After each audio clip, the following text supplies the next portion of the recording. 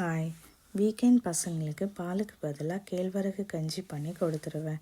இன்றைக்கி கேழ்வரகுக்கு பதிலாக உளுந்து கஞ்சி பண்ணியிருக்கேன். 1 கப் கருப்பு உளுந்து, 1/4 கப் பச்சரிசி போட்டு நல்லா வறுத்து பவுட்ரு பண்ணி ஸ்டோர் பண்ணி வச்சுருக்கேன்.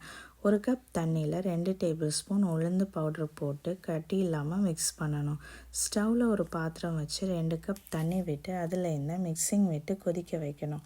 கன்சிஸ்டன்சி கொஞ்சம் திக்கான பிறகு அதில் 2 ஸ்பூன் நட்ஸ் பவுடர் ஆட் பண்ணியிருக்கேன்.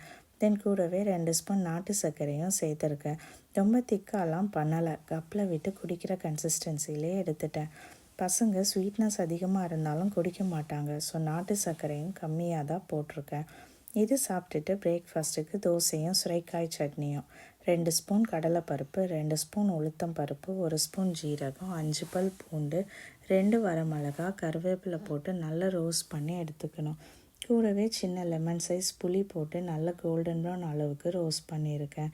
சுரைக்காயை சின்ன சின்ன பீசஸாக கட் பண்ணி வதக்கியிருக்கேன். மஞ்சள் தூள், உப்பு போட்டு நல்லா வேக வச்சு எடுத்துட்டேன். கூடவே ஒரு கைப்பிடி தேங்காய் சேர்த்துருக்கேன். சூடு ஆற வச்சு அரைச்சி தாளிச்சும் எடுத்துட்டேன்.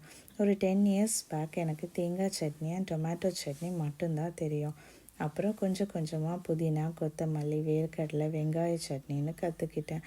இப்போ கேரட் சட்னி, ரேடிஷ் சட்னின்ட்டு வெஜிடபிள்ஸ்லேயும் சட்னி பண்ணுறேன். பசங்களே எந்த பிரச்சனையும் பண்ணாமல் சாப்பிட்ருவாங்க. தோசைக்கு 2 கப் இட்லி அரிசி, 1 கப் கேழ்வரகு, 1 கப் கம்பு, 1 கப் உளுத்தம் பருப்பு, 1 டீஸ்பூன் வெந்தயம் ஊற வச்சு அரைச்சி எடுத்திருக்கேன். தேங்க்யூ ஃபார் வாட்சிங். இன்னொரு வீடியோவில் பார்க்கலாம்.